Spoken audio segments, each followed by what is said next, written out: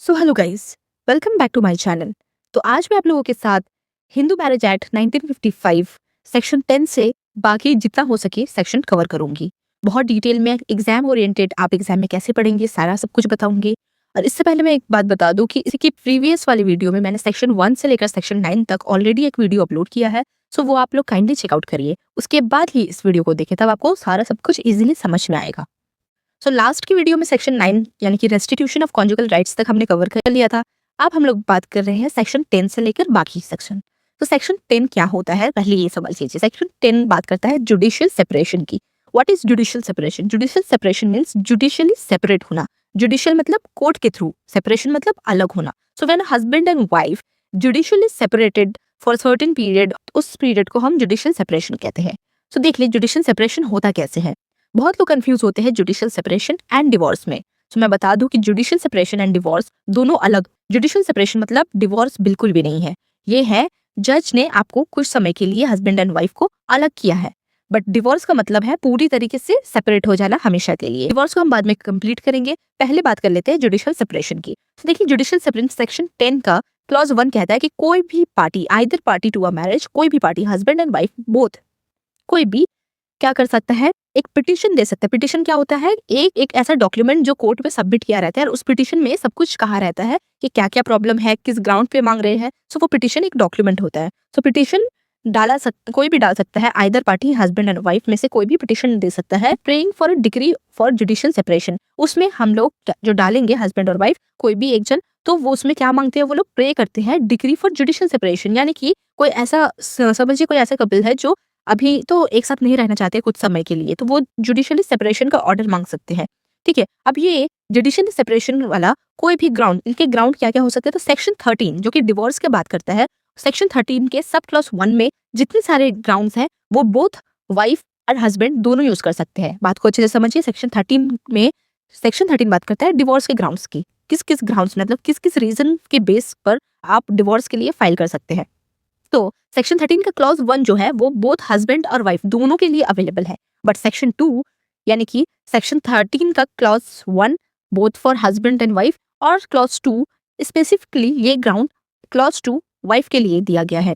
सो clause 2 हमेशा wife पर apply होगा और क्लॉज 1 दोनों पर ही अप्लाई होगा। ये चीज ध्यान में रखिए। अब बात करते हैं सेक्शन 10 की सबसेक्शन 2 के बारे में। तो सबसेक्शन 2 ये कहता है कि जब भी जुडिशियल सेपरेशन की डिग्री जो मिल जाती है उसमें कोई दोनों पार्टी के ऊपर, मतलब पार्टीज के ऊपर ऑब्लिगेशन नहीं है पिटिशनर के ऊपर कि वो कोहैबिट करे, यानी कि फिजिकल इंटीमेट रिलेशनशिप निभाए रिस्पोंडेंट के साथ।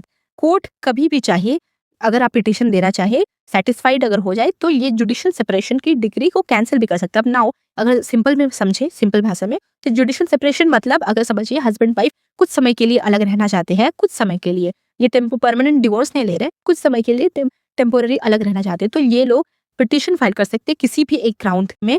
सपोज एक एग्जांपल से समझाती हूँ कि जो हस्बैंड जो है, तो एक कोई ग्राउंड ले लेते हैं सेक्शन 13 के। समझिए कि हस्बैंड जो है क्रूल्टी कर रहे हैं, सबसे बेस्ट एग्जांपल, हस्बैंड जो है वो क्रूल्टी कर रहा है, वाइफ को मारता पीटता है, कुछ भी है, तो वाइफ जो चाह रही है वो उसको डिवोर्स नहीं ले रही है, वो टेम्पोररी में पिटीशन फाइल करती है। तो यहाँ पर वाइफ बन गई पिटिशनर और वो फाइल करती है जुडिशियल सेपरेशन का। अब वो समझिए वेट करेगी कि अगर उसका हस्बैंड बाद में सुधर जाता है तो वो क्या करेगी, पिटिशन देके इस जो जुडिशियल सेपरेशन का जो ऑर्डर मिला है उसको कैंसिल करवाएगी और फिर अपना नॉर्मल रिलेशन निभाएगी फिर से। तो इसमें क्या होता है, जुडिशियल सेपरेशन में शादी जो है वो कैंसिल नहीं होती।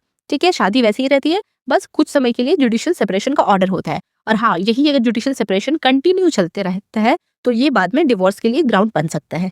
तो आई होप आपको ये समझ में आया होगा। अगर कहीं कुछ प्रॉब्लम है तो आप वापस से देख सकते हैं, आपको क्लियर हो जाएगा।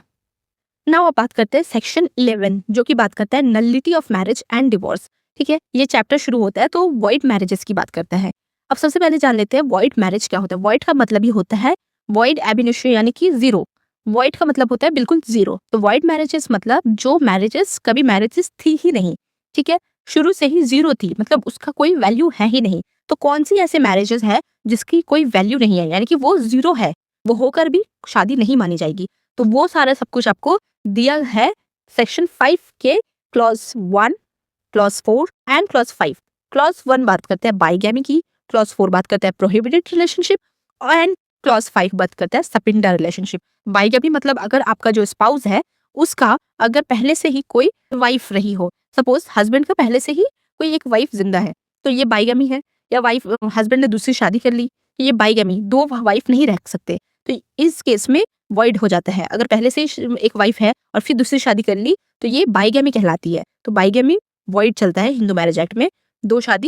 हिंदू मैरिज एक्ट में दो शादी अलाउड नहीं है, तो बाइगैमी इज नॉट अलाउड। अगर कोई इंसान बाइगैमी करता है परफॉर्म, तो वो उसकी शादी जो है वो वॉइड हो जाएगी, यानी कि 0 हो जाएगी, शादी मानी ही नहीं जाएगी। नेक्स्ट आता है क्लॉज 4, जो कि बात करता है प्रोहिबिटेड रिलेशनशिप। तो प्रोहिबिटेड रिलेशनशिप में क्या आता है, जैसे मामा, चाचा, चाची, किससे मतलब कोई भी ऐसा रिलेशन में, तो इसको माना नहीं जाएगा, इसे हम प्रोहिबिटेड रिलेशनशिप कहते हैं। नेक्स्ट आता है क्लॉज 5, सपिंडर रिलेशनशिप। ये सारे क्लॉज सेक्शन 11 में ये बताया गया है कि आप कोई भी पिटिशन दे सकते हैं, कोई भी पार्टी, ठीक है, अदर पार्टी के खिलाफ पिटिशन दे सकता है और शादी को डायरेक्ट कैंसिल, इसमें डिवोर्स नहीं मांग रहे हैं, इसको डायरेक्ट नलिटी ऑफ मैरिज यानी कि शादी को ही कैंसिल करवाने की। Divorce is something different. Divorce मतलब पहले शादी वैलिड थी, अब हम डिवोर्स देना चाहते हैं कोई भी एक ग्राउंड पर कि हस्बैंड अच्छा नहीं है, वाइफ अच्छी नहीं है, कोई भी एक क्रूल्टी कर रहा है, इंसेन है, पागल है, कुछ भी रीजन देके हम डिवोर्स लेना चाहते हैं। जुडिशियल सेपरेशन मतलब हम लोग उस ग्राउंड पर ही अभी कोई पहले अलग होना चाहते हैं, अगर फिर बाद में देखते हैं नहीं सुधरता है तो फिर हम बाद में डिवोर्स लेंगे। एंड वॉइड मैरिजेस का मतलब है कि ये शादी पहले से ही गलत है, तो इसको कोर्ट के थ्रू मतलब नलिटी, शादी को कैंसिल करवाने के लिए मांग की जाती है पिटिशन डालकर। तो कौन कौन से ग्राउंड में आप वॉइड मैरिज करवा सकते हैं, bigamy, prohibited relationship and सपिंडर relationship, इनका मतलब जो पीढ़ी में आती है, ठीक है। इसके बाद बात करते हैं सेक्शन 12 की। सेक्शन 12 जो वॉइडेबल मैरिजेस की बात करता है। अब वॉइड मैरिजेस तो समझ में आ गया कि वॉइड मतलब 0, शुरू से ही 0 है, नल है, वॉइड है। और वॉइडेबल का मतलब होता है आइदर वैलिड और इनवैलिड। मतलब अगर जो पार्टी, जो सफरिंग पार्टी होती है, वॉइडेबल का मतलब समझ जाना, जो सफरिंग पार्टी, जो सफर कर रही है, जो अग्रीव पार्टी है, जिसके ऊपर बीत रही है, जो पीड़ा में है, जो दुख सह रहे है, उस पार्टी को हम अग्रीव पार्टी या सफरिंग पार्टी कहेंगे। सफरिंग पार्टी जिसके साथ अन्याय हुआ है, उसके ऊपर रहता है कि अगर वो चाहे तो शादी को रख भी सकता है, वैलिड भी करार सकता है, और चाहे तो वॉइड भी बना सकता है। सेक्शन 12 को बहुत अच्छे से ध्यान से सुनना, एकदम मन लगा कर सुनना। तो सेक्शन 12 बताता है वॉइडेबल मैरिजेस। यहाँ पर देखो सब सेक्शन 1 में लिखा हुआ है बेयर एक्ट के कि कोई भी मैरिज जो कि हुई है उसको वॉइडेबल बना सकते हैं और कैंसिल करवा सकते हैं चाहे पार्टी। तो किस किस ग्राउंड में कैंसिल करवा सकता है, वॉइडेबल करवा सकता है। तो वॉइडेबल कब होती है, कोई भी शादी, देखो अगर बाइगैमी होती है, हस्बैंड ने पहले से शादी की रखी थी, 2 बीवी रख रहा है, तो इसमें क्या होता है, वॉइड है, शादी पहले से ही कैंसिल है। प्रोहिबिटेड, मामा, चाचा, नानी, चाची, इन लोगों से शादी अगर कर ली तो ये वॉइड है, इसमें होती नहीं है शादी। सपिंडा में भी नहीं हो सकता शादी। बट वॉइडेबल में क्या है, वैलिड है, शादी तो वैलिड है, बट अगर पार्टी चाहे तो इसको वैलिड आगे बना सकता है अगर उसे रहना है अपने स्पाउस के साथ, और अगर नहीं रहना अपने स्पाउस के साथ तो वो नल मतलब कैंसिल करवा सकता है, शादी को फिर से वॉइड करवा सकता है। तो कौन कौन से ग्राउंड्स में वॉइडेबल आता है, तो देखो सबसे पहला है क्लॉज ए, जो की बात करता है इम्पोर्टेंसी की। इम्पोर्टेंसी मतलब unable to act physical intimate relationship निभाने के काबिल ही नहीं है अगर स्पाउस, तो क्या ये एक अच्छा ग्राउंड है। तो इसमें क्या है, ये वॉइड नहीं है, ये वॉइडेबल है। अगर फिर भी आप ये जानते हुए कि आपका जो स्पाउस है वो अनेबल टू इंटरकोर्स है, फिर भी आप उसके साथ रह रहे हो, तो फिर आपकी शादी वैलिड हो सकती है। बट अगर आप चाह रहे हो कि नहीं, मुझे नहीं रहना है ऐसे इंसान के साथ, तो आप अपनी शादी को कैंसिल करवा सकते हो, वॉइड करवा सकते हो। ये बात करता है क्लॉज ए। अब देखते हैं क्लॉज बी क्या कहता है। क्लॉज बी बात करता है the marriage is contravention to the condition specified in clause 2 of section 5। अब क्लॉज 2 में, सेक्शन 5 के क्लॉज 2 में जो सारे कंडीशन दिए गए हैं उसमें अगर कॉन्ट्रावेन कर रहे हैं, वो सारे कंडीशन अगर फुलफिल हो रहे हैं, तो इस केस में भी वॉइडेबल हो सकते हैं, यानी आप चाहे तो रह सकते हैं या चाहे तो छोड़ सकते हैं। तो क्या क्या कंडीशन है, सेक्शन 5 को देख लेते हैं एक बार। सेक्शन 5 के क्लॉज 2 को देख लीजिए, क्या कहता है। At the time of the marriage neither party, मतलब शादी के टाइम कोई भी party incapable of giving valid consent, यानी कि जो आपका जो पार्टी, जो हस्बैंड है या वाइफ है, वो इनकेपेबल है, यानी कि काबिल ही नहीं है वैलिड कंसेंट, यानी कि अपनी जो कंसेंट है, अपनी जो इच्छा है, वो कंसेंट देने के काबिल ही नहीं है। क्यों, किसने काबिल नहीं है, क्योंकि वो अनसाउंडनेस ऑफ माइंड है, मतलब पागल है, ठीक है, पागल है। तो अगर आपका जो पार्टनर है, स्पाउस है, हस्बैंड हो, वाइफ हो, दोनों, जरूरी नहीं कि हस्बैंड ही पागल हो, वाइफ अगर पागल है तो हस्बैंड भी चाहे तो रह सकता है पागल के साथ, तो वैलिड हो जाएगी शादी। अगर नहीं रहना चाहता है तो वॉइडेबल कर सकता है, यानी कि शादी को कैंसिल करवा सकते हैं। वैसे ही बी बात करता है मेंटल डिसऑर्डर। अगर शादी के टाइम में अगर जो स्पाउस है उसको कोई मेंटल दोहरा पड़ रहा है, कोई मेंटल डिसऑर्डर है, दिमागी कमी है, और वो प्रोक्रिएशन ऑफ चिल्ड्रन यानी कि बच्चा जन्म देने के काबिल नहीं है, तो ये ऐसा कोई मेंटल डिसऑर्डर है, तो इन दैट केस भी शादी वैलिड भी हो सकती है और वॉइड भी हो सकती है। और इंसैनिटी, अगर उसको पागलपंती के दौरे पड़ते हैं, तो इन दैट केस भी क्या है, आप चाहे तो स्पाउस के साथ रह सकते हैं, तो वैलिड हो जाएगी शादी, और अगर चाहे तो आप अपनी शादी को कैंसिल भी करवा सकते हैं। तो ये क्या कहते हैं, क्लॉज बी कहते हैं। तो क्लॉज ए बात करता है इम्पोर्टेंसी, अगर कोई जो है वो unable to sexual intercourse then consummated नहीं कर पा रहे शादी को, तो आप कैंसिल करवा सकते हैं या फिर रह भी सकते हैं। अगर अनसाउंडनेस ऑफ माइंड है, मेंटल डिसऑर्डर है, इंसैनिटी है, इन दैट केस भी आप वॉइडेबल करवा सकते हैं। चाहे तो रह सकते हैं, नहीं चाहे तो आप अपनी शादी को वॉइड करा सकते हैं, अनल करा सकते हैं, यानी कि नल करवा सकते हैं। अब है सी को थोड़ा ध्यान से देखना। सेक्शन 12 का क्लॉज सी कहता है कि कंसेंट जो है पिटिशनर का, पिटिशनर कौन होता है, जो पिटिशन डाल रहा है, यानी कि जो कोर्ट में केस फाइल करते हैं उसे पिटिशनर कहते हैं, और जो रिस्पोंडेंट होता है यानी कि जिसके खिलाफ किया जा रहा है उसको हम रिस्पोंडेंट कहते हैं। ठीक है, तो where the consent of the party, अब क्या है, जो कंसेंट जो ली गई है वो समझिए फोर्स, जबरदस्ती या फिर फ्रॉड से धोखा करके ली गई है। तो दोनों ही कंडीशन में आपको बताऊंगी। इन दैट केस भी क्या होता है, अगर फोर्स और फ्रॉड के साथ भी हुआ है, अगर आप चाह रहे हैं तो रह सकते हैं। आप जानते हुए कि आपके साथ फ्रॉड हुआ है, एग्जाम्पल से समझते हैं कि शादी जो है वो लड़की की शादी जबरदस्ती करवाई गई है, सपोज गन रखकर शादी करवाई गई है, तो इन दैट केस अगर लड़की चाहे तो उसके साथ रह सकती है, ना चाहे तो अपनी शादी को कैंसिल भी करवा सकती है। और फ्रॉड का मतलब समझिए, एग्जाम्पल लड़का आईएएस है, आईएएस ऑफिसर है, ये बोलकर शादी करवाया गया, बाद में ये पता चलता है कि जो लड़का है वो 10th फेल है, तो इन दैट केस ये क्या है, 10th फेल है, ये जानते हुए अगर वाइफ रहना चाहेगी तो रह सकती है, और अगर नहीं रहना चाहती है तो क्या कर सकती है, कैंसिल करवा सकती है। वैसे ही ऑपोजिट है, हस्बैंड के भी टाइम में पता चल रहा है कि हस्बैंड की शादी जो हुई है, हस्बैंड का जो कंसेंट लिया गया वो फोर्स से या फिर फ्रॉड करके, लड़की ऐसी है वो कुछ और फोटो दिखाया गया, बाद में फ्रॉड करके शादी पे कोई और लड़की बैठा दिया गया मंडप में, तो इन दैट केस क्या हुआ, ये फ्रॉड होता है, बाद में पता चल रहा है कि ये तो दूसरी लड़की है, ये तो हस्बैंड के साथ फ्रॉड हुआ। तो अगर फ्रॉड होता है तो इन दैट केस वॉइडेबल हो जाती है शादी। Okay, now moving to the next clause, that is clause D. वो क्या कहता है कि अगर जो रिस्पोंडेंट है यानी कि पिटिशनर जो है, ये जो है क्लॉज डी, ये मेल के ऊपर अप्लाई होता है। ठीक है, कि उसका जो स्पाउस है वो प्रेग्नेंट है और उसको वो जो बच्चा है वो पिटिशनर का नहीं है, यानी कि टाइम ऑफ मैरिज, शादी के टाइम से ही भी उसकी जो स्पाउस है वो पहले से ही प्रेग्नेंट थी, और ये बच्चा पिटिशनर का नहीं है, हस्बैंड का नहीं है, किसी और का है, तो ये भी एक ग्राउंड हो जाता है वॉइडेबल। अब चाहे अगर हस्बैंड चाहे तो उस बच्चे को रख भी सकता है, शादी वैलिडली निभा सकता है, और अगर चाहे तो बाद में कैंसिल भी करवा सकता है। ये चीज ध्यान रखना। ठीक है, अब यहाँ पर देखो सबसेक्शन 2 में ध्यान देना। सबसेक्शन 2 क्या कहता है ये ध्यान से देखना। नो पिटिशन, कोई भी पिटिशन आप नहीं डाल सकते अगर ये जो मतलब ये जो 2 क्लॉज और सब क्लॉज में दिए गए हैं ये सब अगर मिल जा रहे हो। तो क्या क्या ऐसा पॉइंट है जिसमें आप पिटिशन नहीं दे सकते मैरिज को कैंसिल करवाने के लिए? क्या ऐसे कौन से ग्राउंड है जिसमें आप मैरिज को कैंसिल नहीं करवा सकते? तो ये पहला ग्राउंड है, क्लॉज ए में देख लेते हैं। वो बात करता है कि अगर पिटिशनर जो है, उन्होंने कोई भी पिटिशन नहीं दिया 1 साल तक। ये क्लॉज सी, यहाँ देखो एक चीज ध्यान दो, सबसेक्शन 2 जो बात करते हैं, सबसेक्शन 2 का क्लॉज ए बात करता है आपका सी के बारे में, यानी जो हमने पहले पढ़ा, जो फोर्स और फ्रॉड से शादी करवाई गई है। तो अगर फोर्स और फ्रॉड से शादी करवाई गई है ये पता चल गया, उसके बाद भी 1 साल तक आपने कोई भी पिटिशन नहीं डाला कोर्ट में, तब आप बाद में, अब समझिए आप 2-3 साल बाद अब ये बोल रहे हैं आके कोर्ट में कि मेरी शादी तो फोर्स या फिर फ्रॉड करवा के की गई हो, तो ये नहीं चलेगा हिंदू लॉ के अकॉर्डिंग, क्योंकि ये बताया जा रहा है कि 1 साल के अंदर अंदर आपको कोर्ट में पिटिशन डालना पड़ेगा शादी को कैंसिल करवाने के। और किस ग्राउंड में आप मांगेंगे कि मेरे साथ फोर्स करके शादी हुई है या फिर मेरे साथ फ्रॉड हुआ है, तभी आपको मतलब यहाँ से आपकी शादी कैंसिल होगी, वरना नहीं होगी अगर आप जानबूझ के विलिंगली कंसेंट दे के रह रहे हैं। अब देखते हैं सब क्लॉज 2 क्या कहता है कि अगर जो पिटिशनर है जो पिटिशन डालेगा अपने फुल कंसेंट, अपनी इच्छा से, अपनी सहमति से जो है वो अदर पार्टी के साथ रह रहा है खुशी खुशी, ठीक है, तो इन दैट केस क्या होगा, आप नहीं दे सकते। मतलब 1 साल तक ही आपके पास टाइम है, तभी आप दे सकते हैं, 1 साल के बाद आप नहीं दे सकते। अब देखते हैं क्लॉज बी। ठीक है, क्लॉज बी बात करता है जो हमने पहले पढ़ा था कि pregnant by some other person other than the petitioner, यानी कि जो बच्चा है स्पाउस के शादी के टाइम से जो बच्चा है वो आपका पिटिशनर का नहीं किसी और का है। तो इसमें कैसे आप मतलब क्या ऐसा कंडीशन है जिसमें आप नलिटी करवा सकते हैं या फिर नहीं करवा सकते? तो इसमें सबसे पहले है कि आपको कोर्ट को सेटिस्फाइड करवाना पड़ेगा, यानी कि अगर आप 1 साल तक नहीं दिए, ठीक है, 1 साल हो गया, आपको पता चल गया आपकी वाइफ प्रेग्नेंट है, बट स्टिल आपने कोर्ट में फाइल नहीं किया, 1 साल तक आप चुप रहे, तो फिर आप बाद में नहीं दे सकते। ठीक है, अनलेस आप कोर्ट को सेटिस्फाइड कर दे कि आपको तो पता ही नहीं था कि your spouse is pregnant by someone else, तो ये एक ग्राउंड हो सकता है।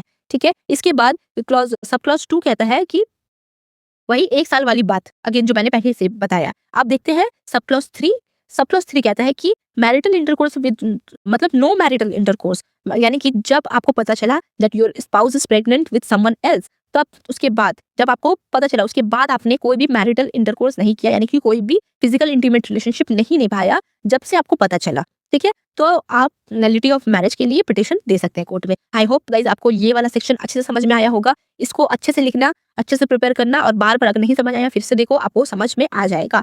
अब moving to most important section, that is section 13, जो कि सबसे ज्यादा पूछा जाता है डिवोर्स के बारे में। तो जुडिशियल सेपरेशन मैंने आप पहले ही समझा दिया। जुडिशियल सेपरेशन मतलब इसी जो सेक्शन 13 में जो डिवोर्स के जो ग्राउंड्स गिवन है ना, ग्राउंड्स मतलब रीजन, तो ये सारे दिखाकर आप ले सकते हैं, जुडिशियल सेपरेशन भी ले सकते हैं। बट फर्क क्या है जुडिशियल सेपरेशन? तो फिर बहुत लोग सोचेंगे कि जुडिशियल सेपरेशन क्यों लेना जब यही सारे ग्राउंड्स है तो डिवोर्स। बहुत सारी पार्टी ऐसे होते हैं ना कि शायद सुधर जाए पार्टनर, या फिर माफ कर दे, अभी अभी डिवोर्स नहीं लेना चाहते, पहले सोचने के लिए वक्त चाहिए, तो इन दैट केस आप जुडिशियल सेपरेशन ले सकते हैं। और डिवोर्स में क्या है, डिवोर्स के लिए आप डायरेक्ट, अगर आपने डिसाइड कर लिया कि मुझे रहना ही नहीं है, तब आप डिवोर्स के लिए पिटीशन डाल सकते हैं। तो अब चलिए देख लेते हैं।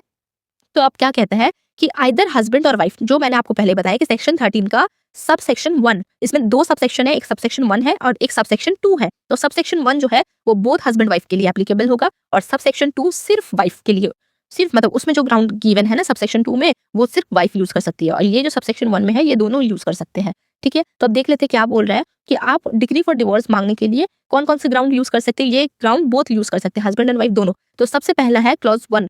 क्लॉज 1 बात करता है अडल्ट्री। अडल्ट्री का मतलब होता है कि आफ्टर सोलिमनाइजेशन ऑफ मैरिज, यानी कि शादी होने के बाद आपके जो स्पाउस है उन्होंने वॉलंटरीली, जानबूझकर फिजिकल इंटीमेट रिलेशनशिप किया है किसी और के साथ, ठीक है, अदर देन हिज स्पाउस और हर स्पाउस, यानी अपने स्पाउस के अलावा किसी और के साथ अडल्ट्री किया है, जिसे हम अडल्ट्री कहते हैं। अडल्ट्री के ऊपर आपको अलग से वीडियो मिल जाएगी और इसके ऊपर क्वेश्चंस भी आते हैं, ठीक है। अभी फिलहाल इतना ही जान लो और इसके ऊपर कुछ केसेस तैयार कर लेना, कुछ इलस्ट्रेशन लिख लेना, एग्जाम में अच्छा स्कोर मिलेगा। अब देखते हैं 1A। तो अब यहाँ पर बहुत लोग ये सोचेंगे, बहुत न्यू है जिन्हें समझ नहीं आता होगा, वो सोचेंगे 1A, क्लॉज 1A क्या होता है, क्लॉज 1B उसके बाद है, फिर उसके बाद क्लॉज 2 है। तो यहाँ पर बता दूं कि अमेंडमेंट जो होता है, अमेंडमेंट मतलब जो बाद में कुछ पार्लियामेंट को लग रहा है, जो लॉ बनाते हैं उनको लग रहा है कि इसमें कुछ मिसिंग है, कुछ ऐड करना चाहिए, तो जगह तो नहीं है, 1 के बाद 2 आता है, तो अब 1 के बाद कहाँ मतलब ऐड करना है, तो 1A, 1B, 1C, 1D ऐसे करके ऐड कर सकते हैं, ठीक है। तो ये अमेंडमेंट से ऐड होता है।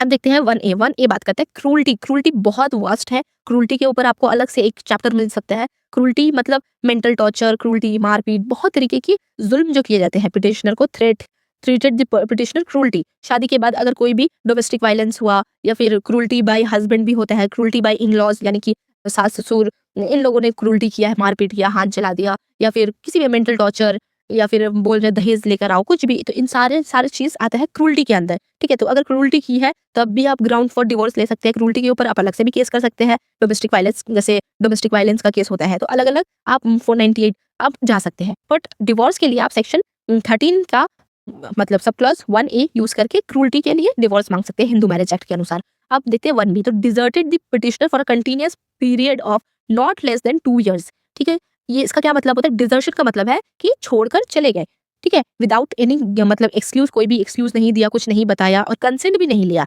कंसेंट बिना लेके मतलब अपने स्पाउस को बिना कंसेंट लिए, बिना बताए, बिना सहमति लिए छोड़कर चले जाते हैं। नॉट लेस देन 2 years, 2 साल से ज्यादा नहीं होना चाहिए। 2 साल होगा तभी ये डिजर्शन में आएगा, 2 साल से ज्यादा हो जाएगा तो ये कुछ और ग्राउंड बनता है इसका, ठीक है। तो डिजर्शन के लिए आपका ये ग्राउंड, तो समझिए स्पाउस जो है वो छोड़कर भाग गया या भाग गई और 2 साल हो गए हैं, तो 2 साल तक वेट करने के बावजूद अगर स्पाउस लौट कर नहीं आ रहा है तो डिवोर्स का ग्राउंड बनता है। इसके बाद आता है क्लॉज 2। तो ये आता है cease to be Hindu. Cease मतलब खत्म हो जाना, to be Hindu by conversion, conversion to another religion, दूसरे रिलीजन को। अब ये हिंदू मैरिज एक्ट हमें पता है हिंदू पर ही अप्लाई होता है, तो अब सब कोई हिंदू है जिन्होंने शादी तो की, बट शादी के बाद समझिए हिंदू से क्रिश्चियन बन गए, तो इन दैट केस क्या होता है, जो अदर स्पाउस है उसके, वो तो सफरिंग पार्टी बन गए, उसके साथ तो इनजस्टिस हो गया, तो क्या कर सकती है वो जो सफरिंग पार्टी है, तो वो डिवोर्स के लिए जा सकता है, ठीक है। Now moving to next clause, clause 3।